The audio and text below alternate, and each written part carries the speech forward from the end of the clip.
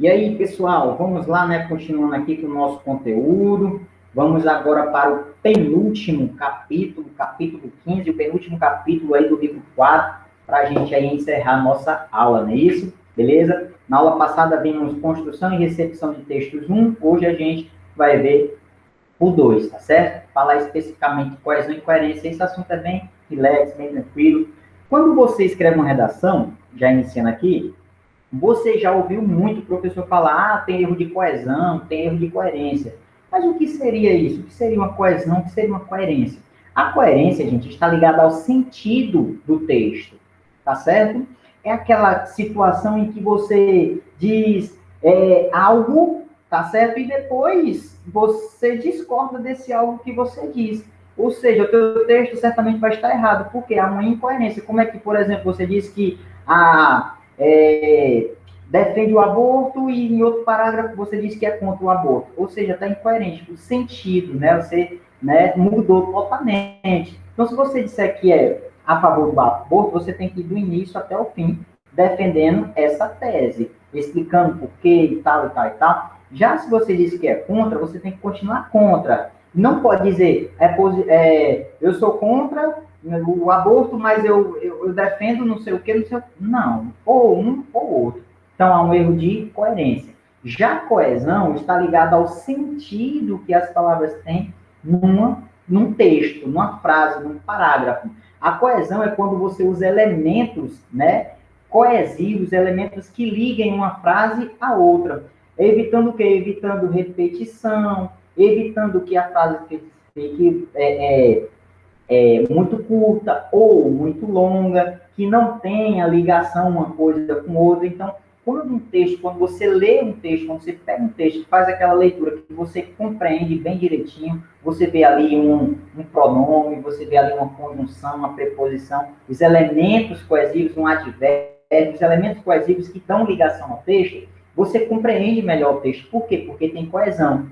E quando não há esse equívoco de sentido, é porque o texto está tanto coeso quanto coerente. Então, tem aí, né, a presença da coesão e da coerência. Já quando você lê um texto, e daí você já fica logo, né, furioso, que não está entendendo nada, o autor diz coisa com coisa, não tem ligação, a frase é muito repetitiva, os parágrafos são muito repetitivos e eu não entendo nada, é porque não tem coesão, tá certo? E também pode não ter coerência.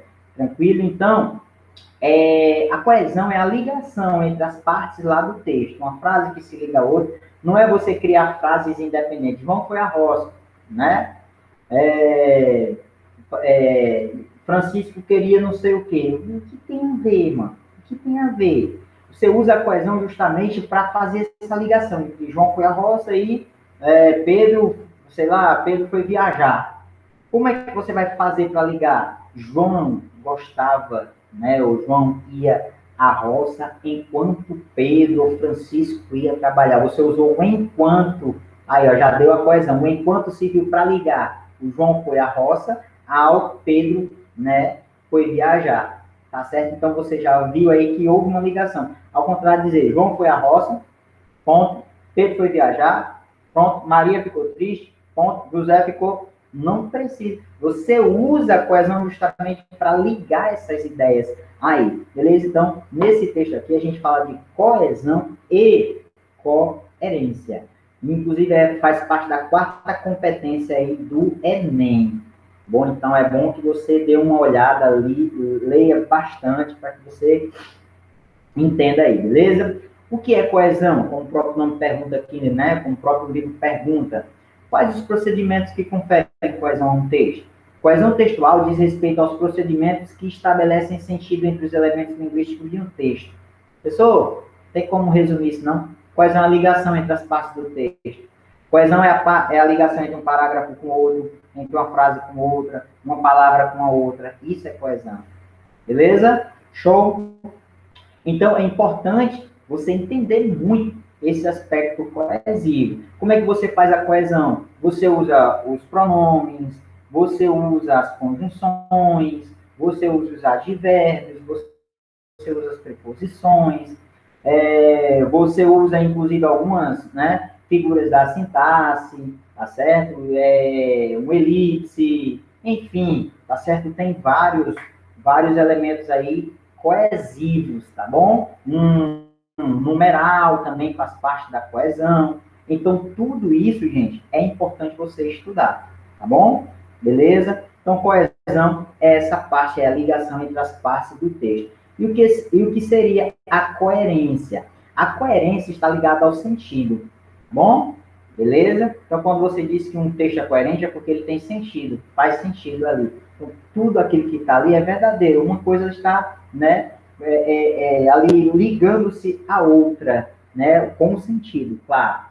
Então, isso é coesão e coerência. Aí tem esse quadrinho aqui que explica os tipos de coesão, né? Temos lá a coesão por substituição, tá certo? Reiteração, na verdade, que entra a repetição e a substituição, e a conexão, a coesão por conexão. O que é essa repetição?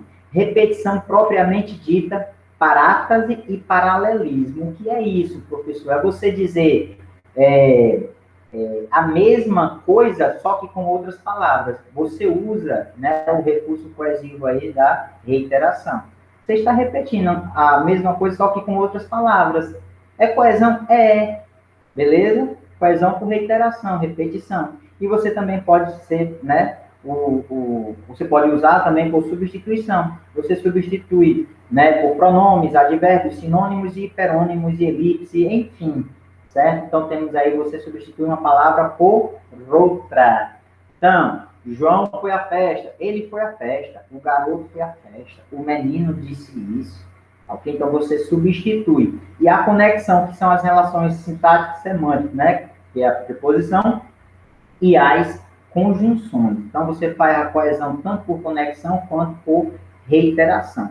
Tranquilo? Aí aqui tem um exemplo, né? Reiteração, a repetição, tem alguns exemplos aqui. Eu não vou ler para o vídeo não ficar muito extenso, mas você pode estudar aí, tá certo? No seu livrinho, você vai entender bem. Não é um bicho de 7 cabeças, não.